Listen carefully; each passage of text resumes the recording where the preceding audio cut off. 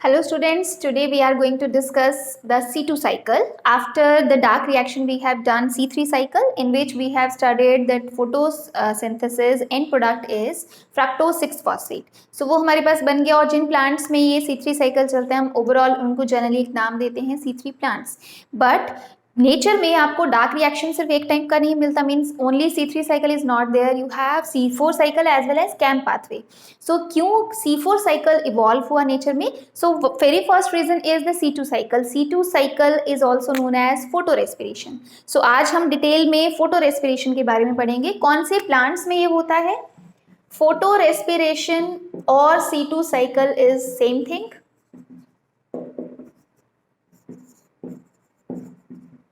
हम उसे C2 cycle क्यों कह रहे हैं? जैसे C3 साइकिल में हमने कहा था the first stable intermediate is 3 carbon compound, इसलिए आपने उसका नाम रख दिया C3 साइकिल. सो यहाँ पे जो फर्स्ट स्टेबल इंटरमीडिएट है that is 2 carbon compound.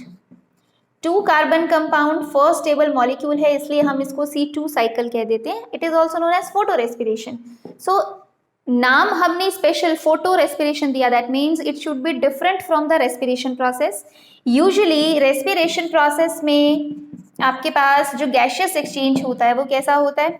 Oxygen का अपटेक होता है एंड CO2 रिलीज. सो जो फोटो रेस्पिरेशन है उसमें भी ये सेम है, इसीलिए हम उसको रेस्पिरेशन कह रहे हैं. ठीक है, रेस्पिरेशन जिसमें ऑक्सीजन अपटेक होता है और CO2 का रिलीज होता है, इसीलिए हमने इसका नाम इस प्रोसेस में भी C2 साइकिल में सेम आपको यही मिलता है, ऑक्सीजन अपटेक CO2 रिलीज, इसलिए हमने इसे कह दिया रेस्पिरेशन. बट हमने टर्म स्पेशल दिया फोटो रेस्पिरेशन. रीजन इसलिए क्योंकि जो फोटो रेस्पिरेशन है that is always taking place in light conditions. हमारी बॉडी में या प्लांट्स की बॉडी में रेस्पिरेशन तो कभी भी हो सकता है, लाइट हो डार्क हो, 24 आवर्स रेस्पिरेशन चलता है. लेकिन अगर हम फोटो रेस्पिरेशन की बात करें तो वो सिर्फ कब मिलता है? जब लाइट कंडीशंस है. इसका रीजन क्यों? क्योंकि C2 साइकिल जो होता है that is not an independent cycle. ये डिपेंडेंट होता है किस साइकिल पे? C3 साइकिल पे. सो इट्स क्लियर, जो C2 साइकिल है that is always dependent on C3 cycle.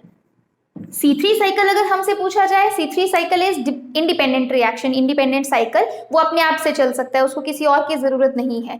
But C2 cycle तभी चल सकता है जब कौन सा साइकिल चल रहा हो? C3 cycle. C3 cycle dark reaction है, it is not light dependent but it is dependent on the products of light reaction, assimilatory path. तो लाइट रिएक्शन तो लाइट कंडीशंस में ही चलेगा, वो एसिमिलेटरी पाथ देगा तब C3 साइकिल चलेगा. C3 साइकिल चल रहा होगा तब क्या चल सकता है? C2 cycle. इसलिए ओवरऑल हम कह सकते हैं कि ये भी कब चलेगा? जब लाइट कंडीशंस होंगी, क्योंकि लाइट रिएक्शन बेसिकली चलना चाहिए. तो इसलिए हमने उसको नाम क्या दे दिया? Photo respiration. ऐसा रेस्पिरेशन जो फोटो या सनलाइट की प्रेजेंस में ही हो सकता है या लाइट की प्रेजेंस में हो सकता है. ठीक है, डायरेक्टली उसको लाइट नहीं चाहिए बट क्योंकि जो उसको सबस्ट्रेट चाहिए, जो मॉलिक्यूल्स चाहिए, वो तभी मिल सकते हैं जब सनलाइट हो अवेलेबल. तो इसलिए हम इसको नॉर्मल रेस्पिरेशन से डिफरेंशिएट करते हैं, हम इसका नाम क्या देते हैं? Photo respiration. अब C2 साइकिल हमने कहा डिपेंडेंट होता है C3 साइकिल पे, इसलिए क्योंकि C2 साइकिल जो है that also starts from RUBP. RUBP ribulose 1,5-bis-phosphate हमने कहा था, वो सबसे पहला कंपाउंड है जो एक्चुअल में in the by taking CO2 in the presence of Rubisco वो क्या प्रोडक्ट देता है हमें? 3-phosphoglyceric acid. तो स्टार्टिंग मॉलिक्यूल आप RUBP लोगे. C3 साइकिल में हमने कहा भी था कि रीजनरेशन हम फिर से करते हैं RUBP की, तो इसका मतलब C3 साइकिल में RUBP से स्टार्ट करते हैं. यही चीज हमने कहा कि C2 साइकिल के लिए भी स्टार्ट करने के लिए हमें क्या चाहिए? RUBP.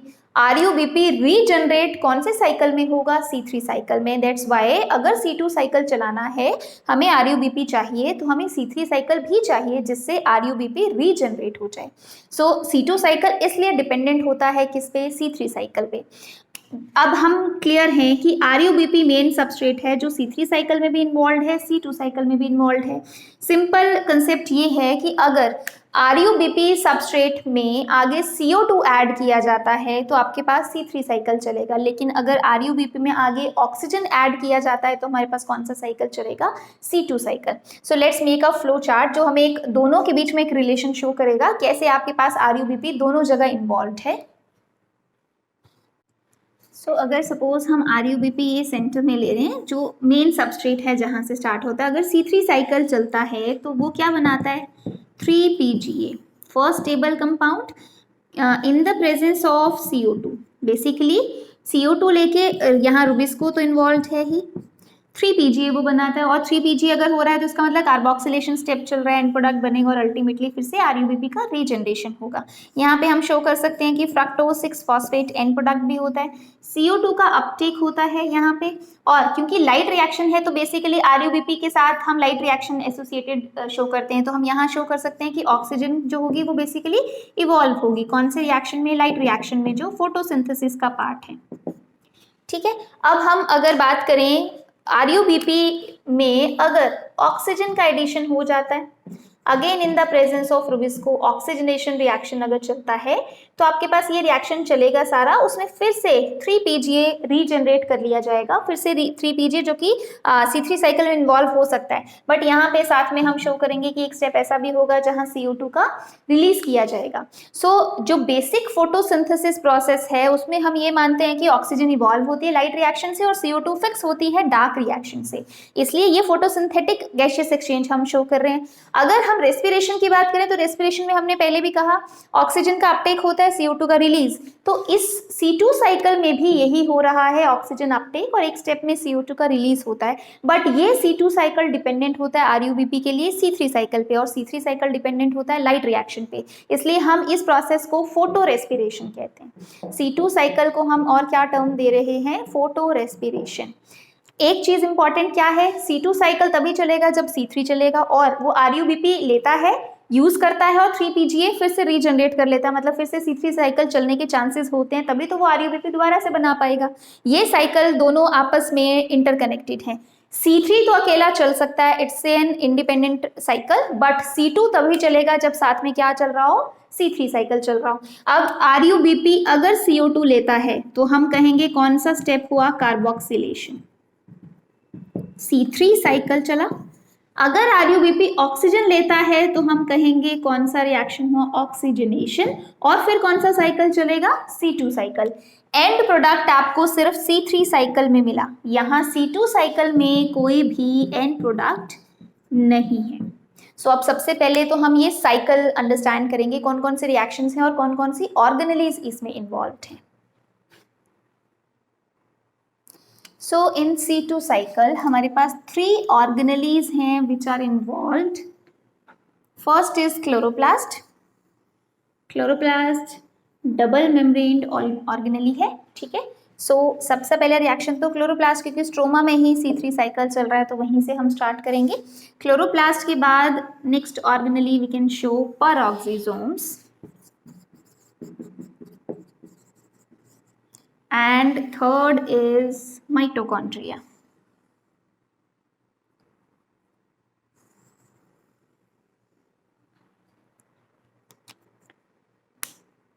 ठीक है, 3 ऑर्गेनेलीज इसमें इन्वॉल्व होती हैं, chloroplast, peroxisomes and mitochondria.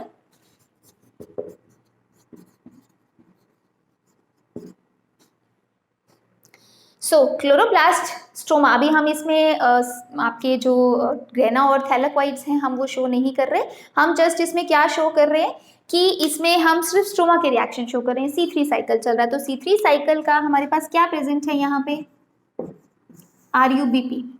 Generally C3 cycle में क्या होना था, RUBP जो था वो आगे C3 साइकिल देता, बट हम क्या शो कर रहे हैं कि RUBP से हमारे पास C2 साइकिल चल रहा है। सो RUBP से C2 साइकिल कब चलता है, जब ऑक्सीजन सबस्ट्रेट ले लिया जाता है by rubisco instead of carbon dioxide. तो अगर RUBP में ऑक्सीजन हमने ऐड किया तो हमारे पास फर्स्ट स्टेबल कंपाउंड बनता है 2PG मीन्स 2 फॉस्फोग्लाइकोलेट, और साथ में हम शो करेंगे 3PGA।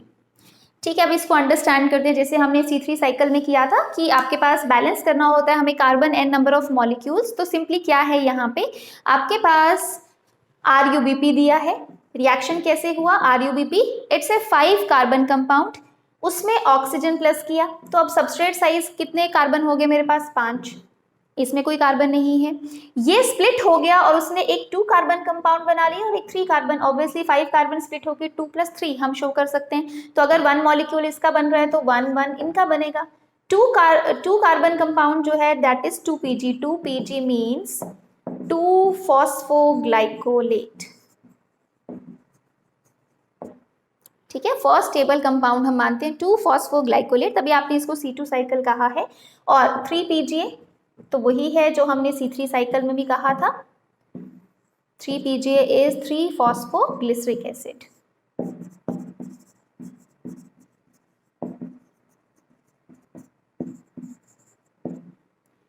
ठीक है, सो अब हमारे पास ये रिएक्शन है, तो अगर हम RUBP का 1 मॉलिक्यूल लेते हैं तो अभी मैं सिंपली लिख सकती हूँ कि 1 मॉलिक्यूल आपके पास 2PG बन गया और 1 मॉलिक्यूल आपके पास 3PGA बन गया। ठीक है, ये जो 3PGA हमने बनाया, this will be involved in the C3 cycle. ठीक है, हम ये शो कर सकते हैं। अब जो 2PG, एक्चुअल में ये 2PG है जो आगे C2 साइकिल के रिएक्शन शो कर रहा है। ठीक है, सो अब आपके पास 2-फॉस्फोग्लाइकोलेट बन गया, 2-फॉस्फोग्लाइकोलेट आगे बना देता है glycolate. Glycolate then moves to peroxisome. ठीक है, ग्लाइकोलेट यहां मूव कर गया, उसके बाद बन जाएगा ग्लाइऑक्सिलेट एंड देन बनता है ग्लाइसिन।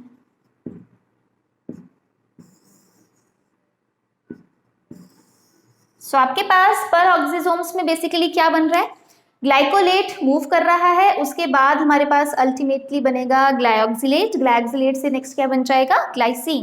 पेरोक्सिसोम्स में ये रिएक्शन हो रहा है। ये स्टेप्स बहुत इंपॉर्टेंट हैं because most of the time questions में ये पूछा जाता है कि एक्चुअल में कौन सी ऑर्गेनेली से कौन सा मॉलिक्यूल नेक्स्ट ऑर्गेनेली में जा रहा है। तो हमारे पास क्लोरोप्लास्ट से बेसिकली मूव हो रहा है ग्लाइकोलेट इनटू पेरोक्सिसोम्स, और उसके बाद पेरोक्सिसोम्स में ग्लाइकोलेट से बन रहा है ग्लाइऑक्सिलेट, ग्लाइऑक्सिलेट से बेसिकली आगे क्या बनेगा, ग्लाइसिन। ठीक है, नेक्स्ट अब क्या होता है, जो ग्लाइसिन है that moves to mitochondria. Mitochondria में ग्लाइसिन मूव कर जाता है और अब ग्लाइसिन से बन जाता है another type of amino acid जिसे हम कहते हैं सीरीन। माइटोकॉन्ड्रिया में एक ही रिएक्शन होता है जिसमें ग्लाइसिन से सीरीन बनता है, this is very very important reaction. So अब पहले हम मॉलिक्यूल्स एडजस्ट करेंगे। हमें पता है ग्लाइसिन जो है वो 2 कार्बन कंपाउंड होता है, ये सभी 2 कार्बन कंपाउंड है, 2-फॉस्फोग्लाइकोलेट, ग्लाइकोलेट, ग्लाइऑक्सिलेट, ग्लाइसिन, ये सभी 2 कार्बन कंपाउंड्स हैं। और जब हमने सीरीन बनाया, सीरीन जो है वो 3 कार्बन कंपाउंड है, तो सिंगल एक molecule 2 carbon compound 3 carbon compound नहीं बना सकता, हमें मिनिमम कितने मॉलिक्यूल्स लेने होंगे, 2। अब हमने स्टार्टिंग में ही ये रिएक्शन पढ़ लिया था कि अगर हम एक RUBP का मॉलिक्यूल लेते हैं तो 1 मॉलिक्यूल ऑफ 2-फॉस्फोग्लाइकोलेट बनता है और 1 मॉलिक्यूल ऑफ 3PGA बनता है। तो दैट मीन्स अगर हमने यहाँ 1 मॉलिक्यूल लिया तो आपके पास ये दोनों 1 and 1 बने।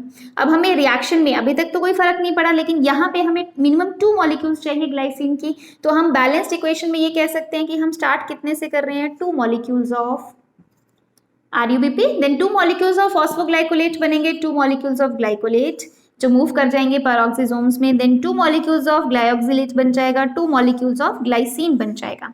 2 मॉलिक्यूल्स जो हैं ग्लाइसिन के, they will form 3 molecules of serine, 1 molecule of serine.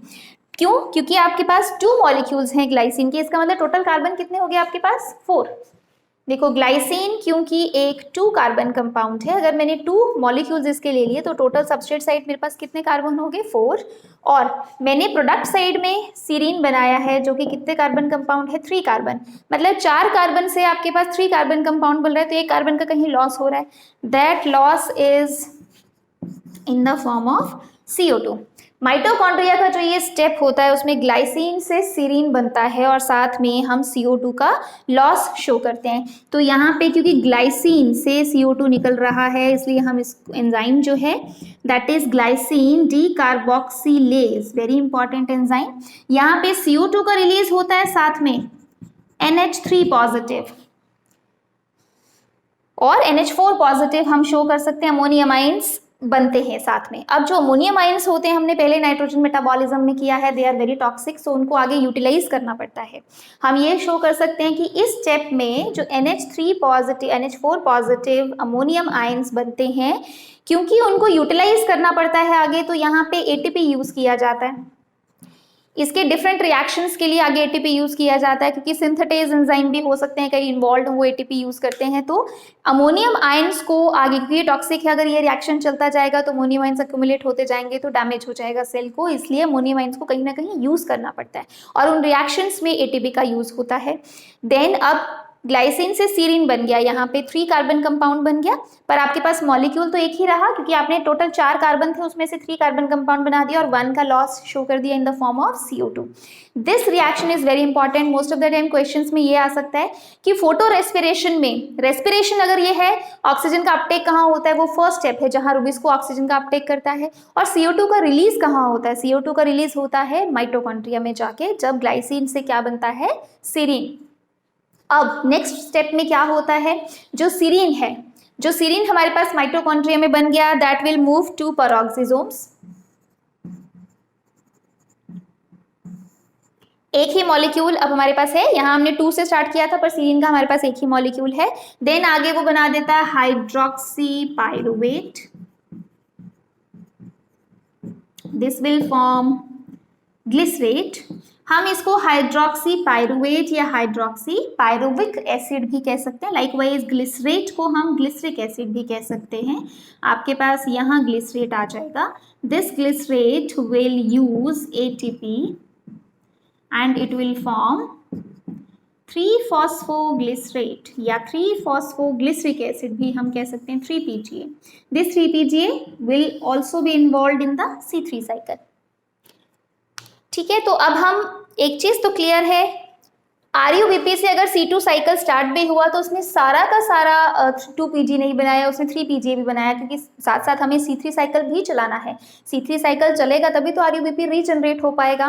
Plus हम इस पूरे रिएक्शंस में एक चीज क्लियर है, यहाँ पे इस तरफ जो सारे कंपाउंड्स आपने बनाए वो 3 कार्बन सबका एक एक मॉलिक्यूल हम शो कर रहे हैं, और इस तरफ जो बनाए वो 2 कार्बन सबका 2 मॉलिक्यूल्स हम शो कर रहे हैं।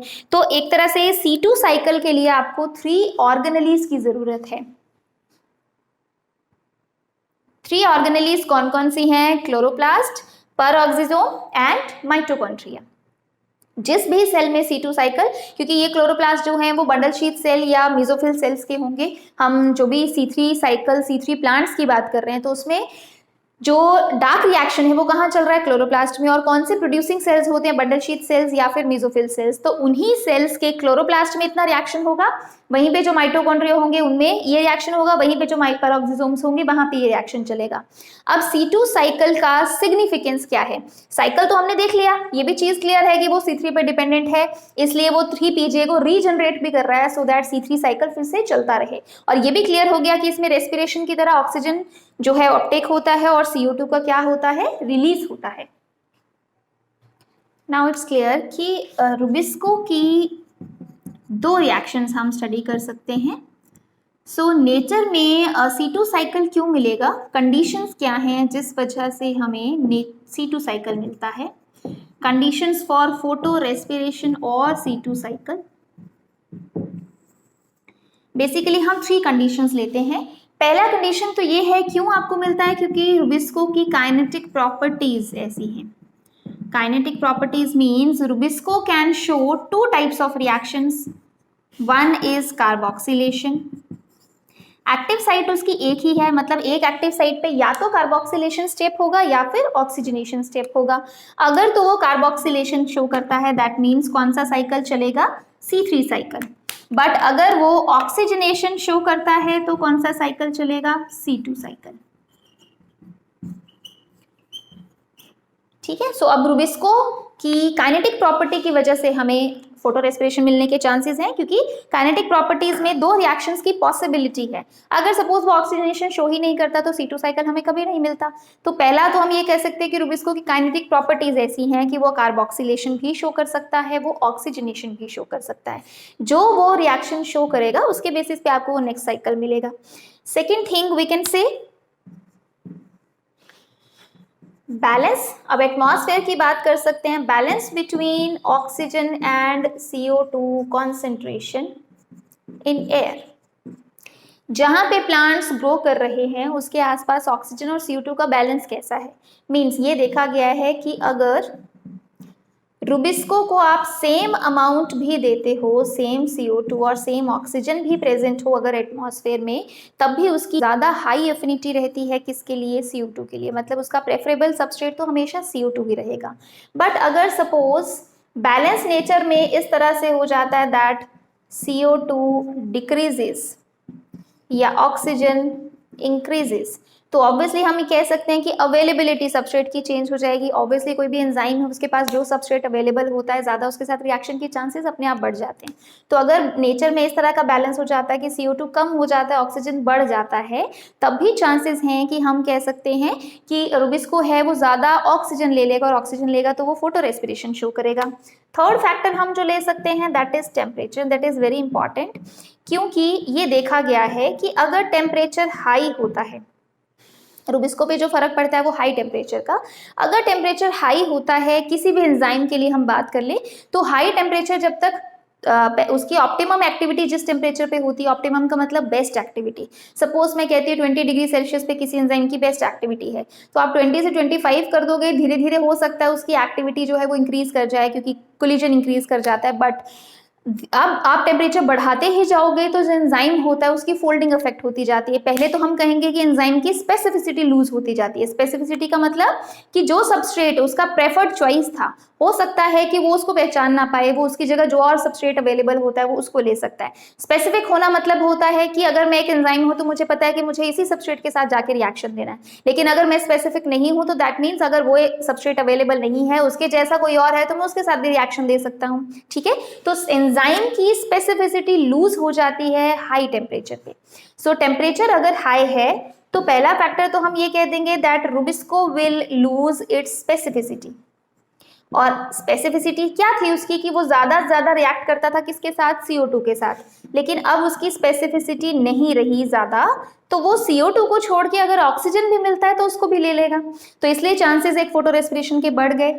साथ में टेम्परेचर का इफेक्ट इस बैलेंस पे भी पड़ता है। ये देखा गया है कि अगर हाई टेम्परेचर होता है तो जो CO2 की डिफ्यूजन होता है, या सॉल्युबिलिटी भी आप टर्म यूज कर सकते हो, डिफ्यूजन और solubility decreases at high temperature। तो मतलब नेचर में बैलेंस ऐसे खुद भी कम हो सकता है, CO2 कम हो जाए, ऑक्सीजन इंक्रीज हो जाए, दूसरा टेम्परेचर भी उसको इफेक्ट कर सकता है। हाई टेम्परेचर होगा, एक तो एंजाइम की स्पेसिफिसिटी वो लूज करेगा, दूसरा CO2 का सॉल्युबिलिटी एयर में कम होता जाएगा। अगर सॉल्युबिलिटी कम है, डिफ्यूजन कम है, तो उसका अवेलेबिलिटी भी कम हो जाएगा। तो दैट मीन्स एंजाइम को पहली बात CO2 कम मिल रहा है, दूसरा वो CO2 को उतने अच्छे से पहचान नहीं पा रहा, तो उसकी जगह वो ऑक्सीजन भी ले सकता है। तो तीन फैक्टर्स हैं जिसकी वजह से हमें नेचर में क्या मिल सकता है, फोटो रेस्पिरेशन। अगर ये 3 कंडीशंस मेट होती है, मतलब इनमें से एक तो रुबिस्को का तो काइनेटिक प्रॉपर्टी अंडरस्टूड है, वो तो है ही है। अब नेचर में ये देखना होता है कि टेम्परेचर ज्यादा है और CO2 का कॉन्सेंट्रेशन अगर कम है तो ज्यादा चांसेस हैं कि C3 plants dark reaction C3 cycle की जगह ज्यादा से ज्यादा क्या देना स्टार्ट कर देंगे, C2 साइकिल। सो ये कंडीशंस की वजह से जो C3 प्लांट्स हैं दे शो C2 साइकिल और photo respiration. Next is significance of photorespiration.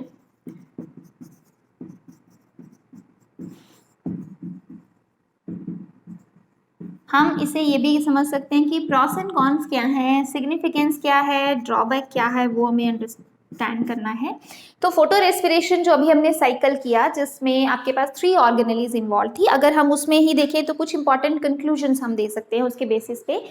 Photo respiration में जो फर्स्ट मॉलिक्यूल एंटर किया था that was 2PG, two phosphoglycolate. First stable intermediate हम 2PG कहते हैं, इसलिए आपने इसका नाम क्या रखा है, C2 साइकिल। समटाइम्स अगर आपको 2PG नहीं दिया तो ग्लाइकोलेट भी दिया हो सकता है। बहुत सारी बुक्स 2-फॉस्फोग्लाइकोलेट की जगह ग्लाइकोलेट को फर्स्ट स्टेबल इंटरमीडिएट मानते हैं, तो वो भी 2 कार्बन कंपाउंड है तो नाम उसका सेम ही रहेगा। अब अगर हम ये स्टार्ट करें कि पहला मॉलिक्यूल ये बना 2-फॉस्फोग्लाइकोलेट, तभी हमें श्योर हुआ ना कि C2 साइकिल चलने वाला है। That means two phosphoglycolate is the first molecule for the C2 cycle. Now 2PG is 2 carbon compound, और हमने बैलेंस्ड इसमें क्या देखा था, we have taken 2 molecules of two phosphoglycolate, तभी आप आगे सीरीन बना पाओगे। तो 2 मॉलिक्यूल से हमने स्टार्ट किया, दैट मीन्स टोटल कार्बन कितने स्टार्ट किए मैंने, 4 कार्बन से स्टार्ट किया। जब इसका पूरा रिएक्शन हो जाता है और लास्ट में फिर से ये क्या रीजनरेट करता है, 3PGA। 3PGA का सिर्फ एक ही मॉलिक्यूल रीजनरेट होता है और 3PGA कितने कार्बन कंपाउंड है, 3 कार्बन। सो अब मैं ये कह सकती हूँ कि मैंने 4 कार्बन के साथ स्टार्ट किया था C2 साइकिल, और जो 3 कार्बन थे उसमें से वो फिर से वापस दे दिए गए किसको, C3 साइकिल को। C3 साइकिल का जो RUBP था हमने उससे पहला मॉलिक्यूल ये बनाया, मतलब ये मॉलिक्यूल है जो C2 साइकिल में एंटर किया। तो जितने मॉलिक्यूल्स एंटर किए, टोटल कार्बन कितने एंटर किए, 4 कार्बन। 4 कार्बन में से 3 कार्बन जो है उसको वापस दे दिए गए, तो हम ये कह सकते हैं 3 कार्बन फिर से रीजनरेट कर दिए गए। लॉस जो है वो CO2 की फॉर्म में कितने कार्बन का है, 1 कार्बन का। सो अगर मैं 4 कार्बन को मान लूं 100%, ये हमने 100% इनपुट दिया था इनटू C2 साइकिल, तो उसमें से 75% या फिर मैं कह सकती हूँ 3/4 कार्बन जो है उसको क्या कर लिया गया, रीजनरेट। 3/4 कार्बन को हमने रीजनरेट कर लिया। सिर्फ लॉस जो है 1 कार्बन का है, या फिर हम कह सकते हैं 25%, और 1/4 कार्बन जो है that is lost. 1/4 carbon lost है क्योंकि वो CO2 गैशियस फॉर्म में है, तो वो एटमॉस्फेयर में चला जाएगा। जितना उसमें एंटर किया उसमें से 75% रीजनरेट कर लिया गया। तो इसका मतलब ये है कि फोटो रेस्पिरेशन ऐसा नहीं कर रहा कि आपका जो भी सबस्ट्रेट आपने लिया था वो सारा वो यूज कर ले रहा है और उसके बाद एंड प्रोडक्ट कुछ नहीं दे रहा है। एंड प्रोडक्ट मीन्स कि वो कुछ भी रीजनरेट नहीं कर पा रहा। एंड प्रोडक्ट एज फ्रक्टोज तो हमें यहाँ नहीं मिला। सिर्फ हम इतना कह सकते हैं कि 75% कार्बन उसने फिर से रीजनरेट कर लिया फोटो रेस्पिरेशन में। ठीक है, एक तो हमें कंक्लूजन ये इंपॉर्टेंट पता चल रहा है। दूसरा, हम अगर ड्रॉबैक कंसीडर करें, एक ड्रॉबैक तो यही है कि इसमें 25% कार्बन का क्या हो जाता है, लॉस। दूसरा, हम ये कह सकते हैं that no end product synthesized. Third drawback हम क्या कह सकते हैं, यूज ऑफ एसिमिलेटरी पार। उसने एसिमिलेटरी पार को तो यूज किया बट उसने कोई भी एंड प्रोडक्ट नहीं बनाया, प्लस उसने जो सबस्ट्रेट्स लिए उसमें से 25% कार्बन का लॉस कर दिया। ठीक है, अब एंड प्रोडक्ट बना नहीं, लेकिन एंड प्रोडक्ट बनाने के लिए जो एसिमिलेटरी पार चाहिए था वो उसने यूज कर लिया। मींस उसने लाइट रिएक्शन का एसिमिलेटरी पार यूज किया लेकिन डार्क रिएक्शन की तरह एंड प्रोडक्ट नहीं बनाया। तो प्लांट को ऐसी प्रोसेस का हमेशा क्या होगा, इसकी वजह से हमेशा प्लांट को लॉस रहेगा, क्योंकि अगर वो एसिमिलेटरी पार यूज करता जाएगा और एंड प्रोडक्ट नहीं बनाएगा तो अल्टीमेटली फाई जो है that will decrease. Phi is photosynthetic yield. Ultimately phi decrease करता जाएगा। इसलिए C3 प्लांट्स में जितना ज्यादा C2 साइकिल चलेगा उतना ही ज्यादा फाई क्या करता जाएगा, डिक्रीज करता जाएगा। सो हम ये एस्टिमेट किया गया है कि 90% टू 50% तक डिक्रीज हो जाती है फाई। मैक्सिमम आपके पास ये परसेंटेज आप ले सकते हो, इतना फाई डिक्रीज हो सकता है ड्यू टू C2 साइकिल। सो हमें देखने में लग रहा है कि शायद 50% तक ही जा रहा है, लेकिन it's a huge loss for plant, क्योंकि अगर शुगर्स ही नहीं होंगे तो प्लांट जो है वो ग्रोथ शो नहीं कर पाएगा। सो ये बहुत बड़ा लॉस है फोटोसिंथेटिक यील्ड के लिए। और प्लांट जितनी भी फोटोसिंथेसिस कर रहा है सारे अपने इनपुट्स कहाँ लगा रहा है, सो दैट वो ज्यादा से ज्यादा शुगर्स बनाए, तभी तो उसकी ग्रोथ हो पाएगी। सो जो ड्रॉबैक्स है हम कह सकते हैं फोटो रेस्पिरेशन का क्या है, एक तो लॉस किया उसने एसिमिलेटरी पार को यूज किया और साथ में एंड प्रोडक्ट नहीं बनाया। एसिमिलेटरी पार उसने कहाँ यूज किया, एक रिएक्शन तो हमने कहा जब ग्लिसरेट से आपके पास 3-फॉस्फोग्लिसरेट बन रहा था तो उसने ATP यूज किया था, और दूसरा NH3 पॉजिटिव बना था, उसको यूटिलाइज करने के लिए गोगट पाथवे है या कोई और पाथवे है उसमें ATP NADPH2 यूज किए जा सकते हैं। ठीक है, तो एसिमिलेटरी पार को भी यूज करता है लेकिन एंड प्रोडक्ट नहीं बनाता है, फाई को वो बहुत ज्यादा डिक्रीज करता है। तो ये बहुत सारे ड्रॉबैक्स हैं जिसकी वजह से फोटो रेस्पिरेशन या C2 साइकिल को हम एक वेस्ट प्रोसेस मानते हैं फॉर प्लांट्स। ठीक है, मतलब प्लांट्स को ये ऐसी प्रोसेस है जिसको अवॉइड करना जरूरी है, अदरवाइज जो प्लांट है वो अपनी ग्रोथ नहीं कर पाएगा, क्योंकि फाई जो है वो डिक्रीज कर रहा है। तो जितने भी C3 प्लांट्स हैं जब उनके अराउंड ऐसी कंडीशन हो जाती है कि ऑक्सीजन का लेवल बढ़ जाए या टेम्परेचर हाई हो जाए, तो ऐसी कंडीशंस में वो C2 साइकिल ज़्यादा शो करेंगे और उनका फोटोसिंथेटिक यील्ड जो है वो कम होता जाएगा। तो ऐसी कंडीशन में प्लांट्स का ग्रोथ बहुत अच्छा नहीं होगा। रीसेंट स्टडीज ये कहती हैं कि फोटो रेस्पिरेशन के अभी तक हमने सब ड्रॉबैक्स पढ़े कि बहुत ज़्यादा इसका नुकसान है, ये वेस्ट प्रोसेस है, बट एक सिग्निफिकेंस भी देखा गया है फोटो रेस्पिरेशन का। सिग्निफिकेंस किस तरह से हम समझ सकते हैं, उसके लिए हमें लाइट रिएक्शन के बेसिस पे अंडरस्टैंड करना है क्या सिग्निफिकेंस है फोटो रेस्पिरेशन। लाइट रिएक्शन के बेसिस पे हम ये अंडरस्टैंड कर सकते हैं, सपोज एक प्लांट ऐसी कंडीशंस में ग्रो कर रहा है जहां ब्राइट सनलाइट है, ऑब्वियसली जहां टेम्परेचर हाई होगा वहां सनलाइट की इंटेंसिटी हाई होने के चांसेस ज़्यादा हैं। अब ऐसे प्लांट को जहां सनलाइट तो बहुत अच्छा मिल रहा है लेकिन एटमॉस्फेयर में CO2 का कॉन्सेंट्रेशन कम है, क्योंकि हम ये मान रहे हैं कि टेम्परेचर हाई है तो सॉल्युबिलिटी CO2 का कम हो रहा है। अब हम ये कह रहे हैं कि CO2 अवेलेबिलिटी कम है। यूजुअली प्लांट में लाइट रिएक्शन चलता है, लाइट रिएक्शन में जितना एसिमिलेटरी पावर बनता है वो कौन यूज करता था? Dark reaction. तो अगर दोनों का स्पीड एक जैसा है, मतलब जितना एसिमिलेटरी पावर बना लाइट रिएक्शन ने उतना वो दे दिया और डार्क रिएक्शन ने उसको यूज कर लिया, बट अगर डार्क रिएक्शन स्लो चल रहा हो तो क्या होगा? लाइट रिएक्शन तो फास्ट एसिमिलेटरी पावर बनाता जाएगा, बट डार्क रिएक्शन उसको यूज नहीं कर पाएगा। तो अगर इंटेंसिटी हाई है सनलाइट की, बहुत ब्राइट सनलाइट है, तो क्या होगा? उससे लाइट रिएक्शन तो बहुत अच्छे से चलेगा, तो आपके पास यहाँ पे बहुत ज़्यादा एसिमिलेटरी पावर इकट्ठा होता जाएगा। लेकिन उसको यूज करने के लिए जो डार्क रिएक्शन है वो कंपैरेटिवली स्लो चल रहा है। स्लो क्यों चल रहा है? क्योंकि CO2 की अवेलेबिलिटी बहुत कम है। ऐसा भी हो सकता है, सपोज प्लांट जो है वो स्ट्रेस में हो, उसने स्टोमेटा क्लोज कर दिए, तो लाइट तो वो ले पाएगा, लाइट रिएक्शन चलेगा, लेकिन वो CO2 नहीं ले पा रहा है। या किसी और रीजन से एयर में सपोज मान लो कि CO2 का कॉन्सेंट्रेशन कम हो गया कंपैरेटिवली, ऑक्सीजन तो रेशो बढ़ जाएगा ऑक्सीजन का, तो अवेलेबिलिटी ज़्यादा ऑक्सीजन की होगी CO2 के कंपैरिजन में, तो डार्क रिएक्शन उस स्पीड पे नहीं चल पाएगा। अब इतनी ज़्यादा एसिमिलेटरी पावर अगर उसमें इकट्ठा होता रहेगा और उसका यूज़ नहीं होगा तो ये एसिमिलेटरी पावर प्लांट को डैमेज कर सकता है। तो ऐसी कंडीशंस में फोटो रेस्पिरेशन बहुत इंपॉर्टेंट हो जाता है प्लांट के लिए, क्योंकि फोटो रेस्पिरेशन करता क्या है? बेसिकली CO2 डार्क रिएक्शन का ही सबस्ट्रेट लेता है RUBP, एसिमिलेटरी पावर को यूज कर लेता है और बाद में वही RUBP का जो प्रोडक्ट आगे बना था 3PGA वो रीजनरेट कर देता है डार्क रिएक्शन को, पर साथ में यूज क्या कर लेता है? Assimilatory power. So no doubt उसने एंड प्रोडक्ट नहीं बनाया, वो इसलिए क्योंकि डार्क रिएक्शन का काम है एंड प्रोडक्ट बनाना, पर उसने डार्क रिएक्शन के सबस्ट्रेट को लिया, उसको डिफरेंट रिएक्शंस में कुछ अमाउंट उसका फिर से रीजनरेट कर दिया, वापस दे दिया, और साथ में क्या यूज कर ली? एसिमिलेटरी पावर यूज कर ली। तो जितना एसिमिलेटरी पावर यहाँ पे इकट्ठा होता जा रहा था उसको उसने यूज कर लिया, सो दैट जितना एसिमिलेटरी पावर बन रहा है उसका यूटिलाइजेशन भी हो पाए। डार्क रिएक्शन तो यूज कर रहा है पर वो स्लो चल रहा है तो वो कम यूज करेगा, जो एक्स्ट्रा एसिमिलेटरी पावर बच रहा है उसको फोटो रेस्पिरेशन ने यूज किया, वेस्ट कर दिया, जो सबस्ट्रेट उसने लिया था RUBP उसे 3PGA बना के फिर से डार्क रिएक्शन को रिटर्न कर दिया। तो एक तरह से यहाँ पे फोटो रेस्पिरेशन प्लांट के लिए ज़्यादा बेटर हो जाता है, क्योंकि अगर फोटो रेस्पिरेशन ना हो तो जो एक्स्ट्रा एसिमिलेटरी पावर है उसको यूज नहीं कर सकता प्लांट और उसको क्या हो जाएगा? डैमेज। तो हम सिग्निफिकेंस मान सकते हैं C2 साइकिल का। कौन सी कंडीशन में सिग्निफिकेंस मानेंगे? जब इतनी ज़्यादा ब्राइट इंटेंसिटी लाइट है,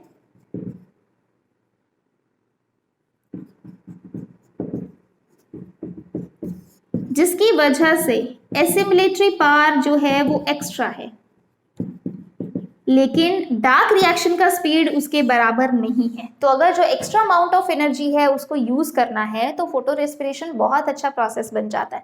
मीन्स हम ये भी कह सकते हैं कि एक तरह से वो प्लांट का सर्वाइवल इंक्रीज करता है। Otherwise plant dark reaction slow चल रहा है, उससे फूड प्रोडक्ट्स नहीं बन रहे हैं, वो तो प्रॉब्लम है ही, साथ में प्रॉब्लम एसिमिलेटरी पावर का हो जाएगा, क्योंकि प्लांट ऐसा नहीं कर सकता कि ब्राइट सनलाइट को ब्लॉक कर दे कि अब मुझे ज़्यादा सनलाइट नहीं चाहिए इसलिए अब लाइट रिएक्शन नहीं करेंगे। लाइट रिएक्शन तो उसी स्पीड पे चलता रहेगा क्योंकि उसको सनलाइट मिल रहा है। तो डार्क रिएक्शन का स्पीड वो इंक्रीज नहीं कर सकता क्योंकि उसको CO2 अवेलेबिलिटी जितनी होगी वो उसके अकॉर्डिंग ही फिक्स कर पाएगा। एक ही तरीका है कि वो एसिमिलेटरी पावर को वेस्ट कर दे, जितना एक्स्ट्रा है उसको यूज ना कर पाए डार्क रिएक्शन अगर, तो उसको किसी ना किसी तरह से आगे यूज कर दिया जाए। फोटो रेस्पिरेशन उसको यूज भी कर रहा है और एक तरह से एंड प्रोडक्ट नहीं बना रहा, तो वो एसिमिलेटरी पावर एक्स्ट्रा वेस्ट हो जा रही है। So this is the significance of photorespiration. That means we can say कि जहाँ पे भी C3 प्लांट्स प्रेजेंट हैं, C3 प्लांट्स में ऑब्वियसली रुबिस्को एंजाइम प्रेजेंट है जो एटमॉस्फेयर से दो चीज़ें ले सकता है, या तो वो CO2 लेगा जो यूजुअली हमारे पास डार्क रिएक्शन होता है और हमें कौन सा साइकिल मिलेगा? C3।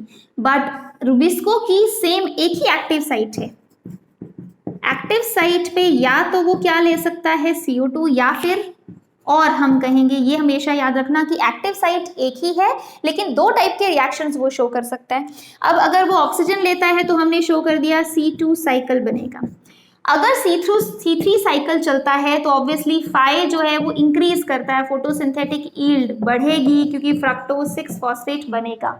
लेकिन अगर C2 साइकिल चलता है तो फाई जो है वो डिक्रीज करेगा। हमने पहले ही कहा 90 to 50% फोटोसिंथेटिक एफिशिएंसी जो है वो डिक्रीज कर सकती है और इस वजह से ये ज़्यादा हार्मफुल प्रोसेस मानते हैं हम।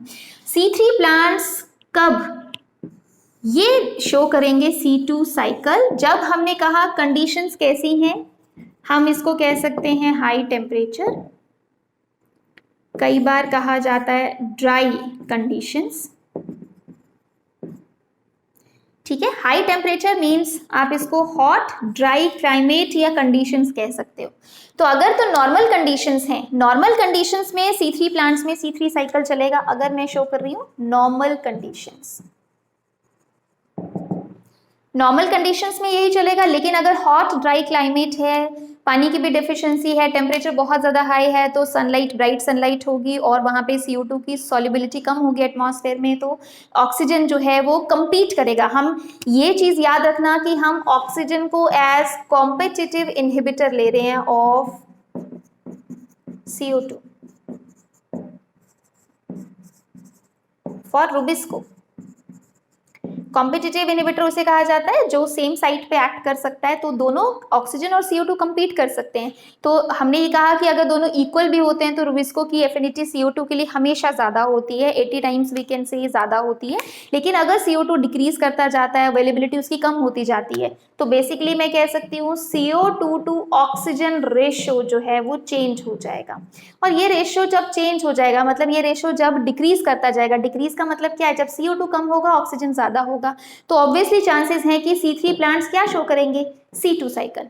अब C3 प्लांट्स के लिए ये एक कुछ कंडीशंस में हम कह सकते हैं सिग्निफिकेंस है, बट ओवरऑल ये एक अच्छा प्रोसेस नहीं है जिससे उसका फाई जो है वो डिक्रीज करता जा रहा है। तो ऐसे एरियाज में जहाँ तो नॉर्मल है वहाँ कोई प्रॉब्लम नहीं है, जो ऐसे एरियाज हैं जहाँ हॉट ड्राई क्लाइमेट है और वहाँ फाई डिक्रीज कर रहा है ड्यू टू C2 साइकिल, तो वहाँ पे नेचर में एक और टाइप का साइकिल इवॉल्व हुआ, डार्क रिएक्शन जिसको हम कहते हैं। वहाँ C3 सक्सेसफुल नहीं होता, वहाँ C4 साइकिल इवॉल्व हुआ है। C4 साइकिल जस्ट मॉडिफिकेशन है C3 साइकिल का।